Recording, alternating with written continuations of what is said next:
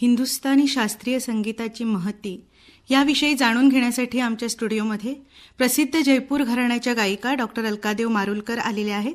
नमस्कार अलकाताई. नमस्कार. माझा पहिला प्रश्न आहे तुम्हाला की संगीताची उत्पत्ती कशी झाली? तसं म्हणलं तर मानवाच्या निर्मितीबरोबरच संगीताच्या उत्पत्तीचा विचार येतो. अर्थात त्याही पूर्वी जीवजंतूंमध्ये एक तोंडाने आवाज काढणं इथपर्यंतच ध्वनीचं होतं.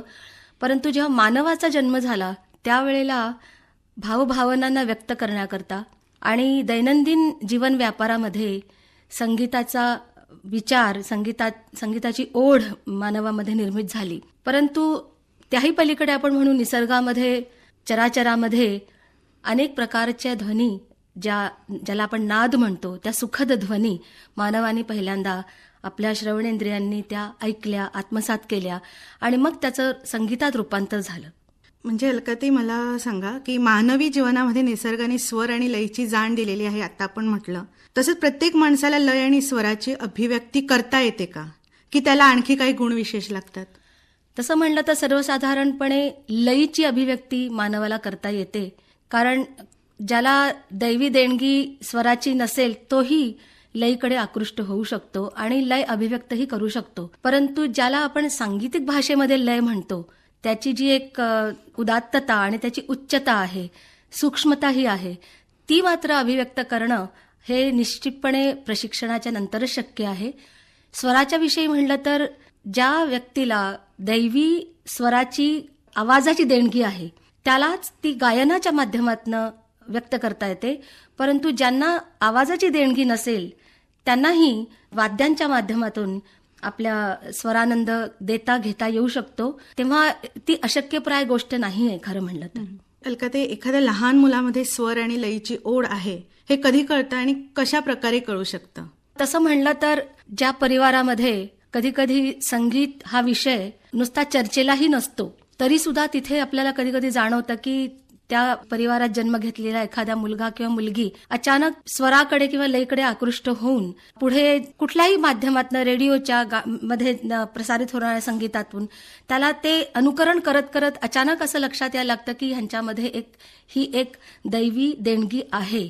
परंतु सर्वसाधारणपणे लहान मुलांना लयीची आणि स्वराची ओढ आहे का नाही हे जर का आपल्याला तपासायचं असेल तर कुठल्याही चांगल्या उच्चतम संगीताच्या किंवा आकर्षक संगीताच्या माध्यमातून आपल्याला लक्षात येऊ शकतं की हे मूल कुठल्या प्रकारे त्याची प्रतिक्रिया कशी आहे, स्वराकडे तो आकृष्ट लवकर होतोय का लयीकडे आकृष्ट लवकर होतो आहे. आता आम्ही अर्थात जेव्हा आम्ही गाणं शिकवतो त्यावेळेला लहान मुलांच्या चाचण्या जेव्हा घेतो शिकवताना तेव्हा काही निकष असतात. त्याच्यामधनं आम्ही टाळीच्या माध्यमातून त्यांना लय किती कळली आहे हे बघतो किंवा आम्ही स्वतः काही स्वर घेतो आणि त्या स्वरांचं अंतर त्यांना कितपत कळलंय. म्हणजे 3 स्वर घेतले तर त्यातला कुठला उच्च आहे, कुठला खाली आहे, कुठला मध्यभागी आहे, हे जर त्यांना लक्षात येत असेल तर आपण सर्वसाधारणपणे म्हणू शकतो की ह्या मुलाला किंवा मुलीला स्वर आणि लयीचा थोडाफार भान आहे. ज्ञान नसेल पण भान नक्की असू शकतं. संगीत हे श्रोत्यांच्या मनोरंजनासाठीच आहे असं आपण म्हणतो, पण ते खरंच तसं मर्यादित आहे का? मनोरंजनासाठीच मर्यादित आहे की त्याची व्याप्ती दुसऱ्या कुठल्या भावविश्वामध्ये आहे? मनोरंजन हा शब्द थोडासा आजच्या संदर्भात थोडासा उथळ आहे झालेला. कारण आता आपण अनेक प्रसार माध्यमाच्या मध्ये असलेले चाललेले कार्यक्रम ऐकत असतो, पाहत असतो आणि क्षणिक आनंद उचलत असतो त्याचा. तेही काही उत्कृष्ट असं नाही म्हणता येणार, तेही चुकीचं म्हणता येणार नाही. परंतु ज्या संगीतातून स्थायी आनंद मिळेल किंवा ज्या संगीतातून श्रोत्यांना एक प्रकारची मानसिक शांतता मिळेल, त्यांचं भावविश्व जे आहे ते अनेक उदात्त होईल.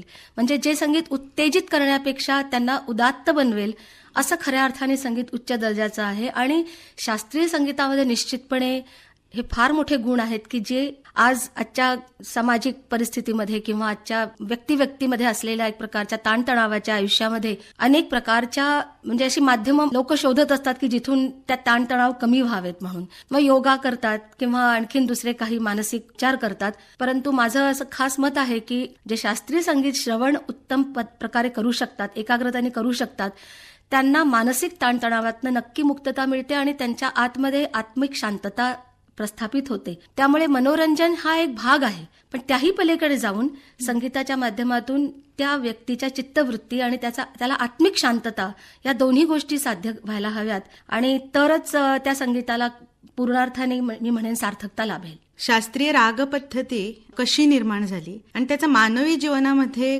कसा कसा वापर केला गेला? म्हणजे आता तुम्ही म्हटलं की शांतता वगैरे, म्हणजे तसा काही वेगळा राग पद्धती वापरून काही त्याचा वापर केला गेला का? अनेक प्रयोग आजही वैज्ञानिक करतायत.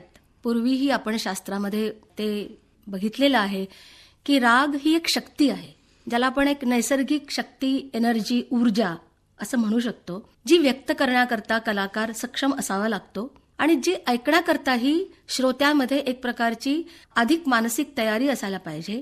हे सगळं खरं आहे, परंतु जेव्हा राग ही संकल्पना आपण विचार करतो त्यावेळेला त्याच्या मागे बरेच शास्त्र आणि पारंपरिक विचार आहेत. म्हणजे राग निर्मितीच्या आधी सुद्धा संगीत होतच, परंतु भारतीय संगीताने आपल्या जगताला राग नावाची जी संकल्पना दिलेली आहे ती अत्यंत मोठी गोष्ट आहे, ज्याच्यामध्ये नुसताच एक विशिष्ट स्वरसमूह इथपर्यंतच ते मर्यादित नसून त्या स्वरसमूहामधनं निघणाऱ्या अनेक स्वरसंगतींमुळे आणि त्याच्या आकृतीबंधामुळे ज्या तऱ्हेची एक चित्रमयता तयार होते आणि जी शक्ती, जी ऊर्जा त्यातनं तयार होते आणि ज्याचा निर्वाह कलाकार मंद्र सप्तकापासून ते तार सप्तकापर्यंत करतो आणि त्याला आधारभूत असलेल्या काही बंदिशी सुद्धा, म्हणजे ज्याला आपण काव्य म्हणतो, लय, शब्द आणि स्वर ह्या तिन्हींनी युक्त अशी ती एक रचना असते. त्याचा आधार घेऊन अमूर्त राग संकल्पनेला अनेक अंशी तो मूर्त स्वरूपामध्ये दाखवण्याचा त्याचा अधिकार असतो. तर या सगळ्यातनं जेव्हा एखादा राग आपल्या समोर येतो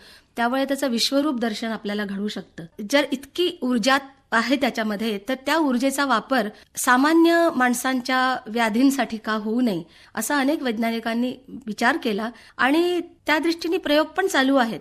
अर्थात मी त्यातली तज्ज्ञ नसल्यामुळे मी हे म्हणू शकणार नाही की कुठल्या रागातनं कुठली व्याधी बरी होते, परंतु मला एकच गोष्ट त्यातनं जाणवते की कुठलाही राग अत्यंत प्रामाणिकपणे आणि संपूर्ण आत्माविष्काराने जर का सादर केला गेला तर निश्चितपणे लहान मुलापासनं ते व्याधीग्रस्त जे रुग्ण आहेत त्यांच्यापर्यंत ह्या रागाचा प्रभाव सकारात्मक होतो आणि त्यांची व्याधी जी आहे ती तात्कालिक का होईना ती कमी होऊ शकते. म्हणजे औषधोपचार हे त्याला एक निश्चितपणे महत्वाचा सपोर्टिव्ह ज्याला आपण म्हणतो ते आहे, पण संगीताच्या माध्यमातून आणि अशा प्रकारच्या रागसंगीताच्या माध्यमातून जे अत्यंत प्रामाणिकपणे सादर केलेलं आहे एखाद्या कलाकारांनी आणि त्यात इंटेन्सिटी आहे, अशा प्रकारच्या संगीताने रुग्ण निश्चितपणे अर्धा तरी बरा होऊ शकतो असं माझं प्रामाणिक मत आहे.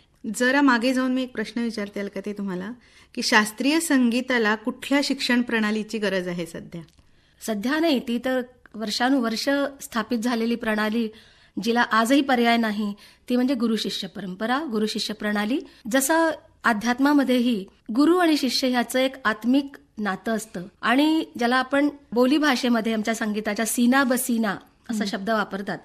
म्हणजे गुरु आणि त्याच्यासमोर बसलेला शिष्य, शरीराने दोन वेगवेगळे घटक आहेत, परंतु जे एका विशिष्ट क्षणी ते घटक एकरूप होतात आणि त्यातनं जे काही गुरु व्यक्त करतो ते संप्रेषण शिष्यामध्ये इतक्या समर्थपणे होते की अनेक गोष्टी शब्दातनं सुद्धा सांगता येणार नाहीत अशा त्या स्वरांच्या आणि लयीच्या माध्यमातून गुरु शिष्यापर्यंत ते ज्ञान संप्रेषित करू शकतो. तेव्हा 1-to-1 इंटरॅक्शन आपण ज्याला म्हणतो अशा प्रकारची शिक्षा प्रणाली फक्त गुरु शिष्य प्रणालीतच मिळू शकते. आणि संगीत ही अशी कला आहे की जी गुरुमुखी विद्या, आपण नेहमी मोठे मोठे बुजुर्ग सगळे सतत सांगत असतात, ही गुरुमुखी विद्या आहे आणि ह्या विद्येला शिक्षणाला ह्याच्या शिक्षणाला प्रशिक्षणाला कुठे अंतच नाहीये. आपण शाळा कॉलेजमध्ये जे काही ज्ञान संपादित करतो आणि त्यातनं जे काही आपण पदविका किंवा पदवी मिळवतो ती आपण भिंतीवर लावून त्याच्याकडे कौतुकाने पाहून आयुष्य कंठू शकतो. परंतु संगीत ही अशी कला आहे की जी आज शिकली आणि उद्या नाही समजा ती पुढे नेली तर तिचा विलय होऊ शकतो, ती विसरली जाऊ शकते. आणि त्यामुळे एक अजून म्हण म्हणतात की गाता गळा आणि शिंपता मळा. तर ज्याचा गळा गाताच राहायला पाहिजे आणि ज्याची बुद्धी सतत चिंतन मनन त्याचं त्या बुद्धीतनं संगीताचंच असायला पाहिजे आणि गुरुचं सानिध्य सतत असायला पाहिजे. तो गुरु समक्ष असला तरी फार चांगली गोष्ट आहे, समक्ष नसला तरी ज्या ज्ञानाचा वापर तो रोजच्या साधनेमध्ये करतो आहे गुरुच्या, त्याला गुरुचं स्मरण करून जरी त्यांनी ती साधना चालू ठेवली एकलव्याप्रमाणे, तरी सुद्धा ही शिक्षण प्रणाली त्या कलाकाराला, त्या विद्यार्थ्याला, त्या साधकाला आयुष्यभर साथ देते. मी म्हणल्याप्रमाणे कुठल्याही प्रकारचं संगीत आपल्या भारतीय संगीतामध्ये वर्ज्य नाहीये. कुठल्याही प्रकारची घराणी आपल्या भारतीय संगीतामध्ये वर्ज्य नाहीयेत. म्हणजे असं आपण नाही म्हणू शकणार की एकाच घराण्याची गायकी आम्ही शिकलो तर दुसऱ्या घराण्याची गायकी कशाला ऐकायची किंवा शिकायची. आता तर ह्या आजच्या काळामध्ये जिथे प्रसारमाध्यमं इतकी महत्वाची भूमिका बजावतायत आणि अनेक प्रकारच्या इलेक्ट्रॉनिक वस्तूंमुळेही ते संगीत सहज उपलब्ध होतंय, तर आज तरी आपण असं म्हणू शकणार नाही की एकाच घराण्याची गायकी गाऊन शिकून त्या कलाकाराला संपूर्ण सार्थकता त्याच्या कलेला मिळू शकते, पूर्णत्व मिळू शकतं असं म्हणता येणार नाही. तेव्हा आजचाही कलाकार बहुश्रुत असला पाहिजे आणि त्यांनी किमान अनेक प्रकारच्या घराण्यामध्ये जे काही संगीत चालू आहे त्याचा अभ्यास करून त्याचं गाणं वाढवलं पाहिजे. तर अशा प्रकारे जर का शिष्यानी साधना केली तर निश्चितपणे ह्या कलेला ऊर्जितावस्था येईल, परिपूर्ण होईल ही कला. आणि आज जे आपण कधी कधी ऐकतो की शास्त्रीय संगीताला श्रोता कमी आहे किंवा शास्त्रीय संगीताचं आयुष्यभर शिक्षण घेण्याकरता जी ओढ आहे ती थोडी कमी दिसते, ही अजिबात खरं नाहीये. माझ्या अनुभवातनं मी सांगू शकते, माझ्याकडे येणारे आणि माझ्या आसपास सुद्धा अनेक असे विद्यार्थी ज्यांना शास्त्रीय संगीताचीच ओढ आहे आणि त्यांना तेच शिकायचे आणि ते आयुष्यभर करायचंय. तेव्हा ह्या कलेला, भारतीय संगीताला मी म्हणेन पूर्ण अत्यंत उत्कृष्ट भविष्य आहे, उज्ज्वल भविष्य आहे, यात काही शंका नाहीये.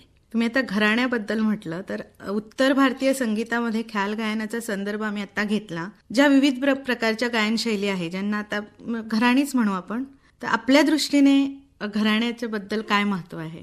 तुम्ही कितपत महत्व देता? मी निश्चितपणे महत्व देते काही बाबतीमध्ये.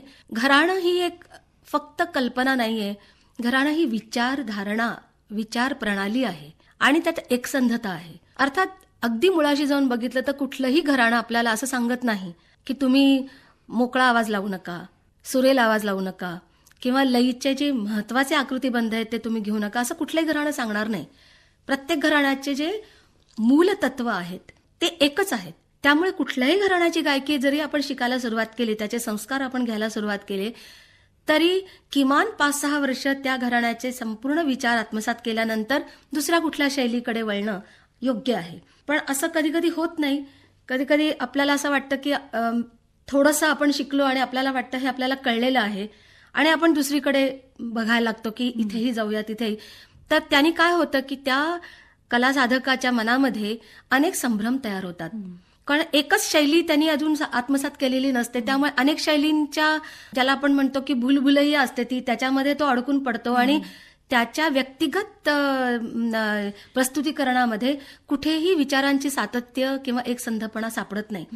तेव्हा माझं असं मत आहे की कुठलंही ग्वाल्हेर पद्धतीचं असू दे, आग्रा पद्धतीचं असू दे आणि किराणा घराण्याचं असू दे, कुठलीही शैली असू दे, ती स्वर लयीची शुद्धता आणि बंदिशीची शुद्धता पहिली मागते. त्यामुळे त्याचा अभ्यास, त्याचा रियाज हा पहिला आवश्यक आहे आणि त्याला किमान 5 ते 6 वर्ष. पूर्वीच्या काळी लोक 10-10, 12-12 वर्ष एकेका घराण्याची गायकी शिकत असत निश्चितपणे, आणि मग ते कुठल्या दुसऱ्या घराण्याकडे वळत असाल. एक गायकी तरी पूर्ण आत्मसात पहिला करा, मग तुम्ही दुसरीकडे वळा, असं ते म्हणत असत. आणि त्या काळची शिक्षण पद्धती अतिशय सावकाश पद्धतीने चालायची, ज्याला आपण हळूहळू चालल्यामुळे स्लो बट स्टेडी, ज्याला एक प्रवाह असतो तसं होतं. त्यामुळे त्या सगळ्या संकल्पना, रागाच्या संकल्पना, आवाजाच्या शास्त्राच्या संकल्पना सगळ्या रुजलेल्या होत्या आणि मग त्या दुसऱ्या घराण्याची गायकी समजण्याची कुवत तयार होत असे. आता आपण असं म्हणूया एवढा वेळ नाहीये प्रत्येकाकडे की 10-12 वर्ष एकेका शैलीसाठी देण्याकरता, पण हरकत नाही. किमान 5 ते 6 वर्ष जर आपण विचार केला की संपूर्ण एकाग्रतेने जर का एखादी शैली पहिल्यांदा आत्मसात केली तर दुसऱ्या कुठल्या शैलीचा अवलंब करता येईल, आत्मसात करायला सोपं जाईल ते, असं मला वाटतं. तेव्हा कुठल्याही घराण्याची गायकी कुठल्याही पद्धतीने कमी आहे असं माझं अजिबात मत नाहीये, ती पूर्णच आहे. आजकालची मुलं असं करतात की गुरुकडे शिकतात व्यवस्थित आणि कुठेही परफॉर्म करायचं असेल तर कॅसेटवरच ऐकतात. तर समजा मधुवंती गायचं आहे तर कुठल्या तरी एका आर्टिस्टचा मधुवंती ऐकतात आणि तसंच गातात. ते कितपत योग्य आहे का? ते मला असं वाटतं की हे तितकंसं बरोबर खरं नाहीये. अर्थात कॅसेटवरनं ऐकून काही गोष्टी घेणं, आजच्या संदर्भामध्ये आपण विचार करूया की ठीक आहे, म्हणजे त्याला एक माध्यम आहे, तो घेऊ शकतो कारण अवेलेबल आहे, उपलब्ध आहे माहिती. परंतु तसंच गाणं हे इतकं बरोबर नाहीये, कारण त्याचा स्वतःचा विचार दिसून येणार नाही. अलकाताई, तुम्ही आज इथे आलात आणि आम्हाला एवढी महत्वाची माहिती दिली त्याबद्दल धन्यवाद. मलाही खूप बरं वाटलं. आज तुमच्याबरोबर विचार देवाणघेवाण आपण केली त्याविषयी मला खूप बरं वाटलं. नमस्कार. नमस्कार.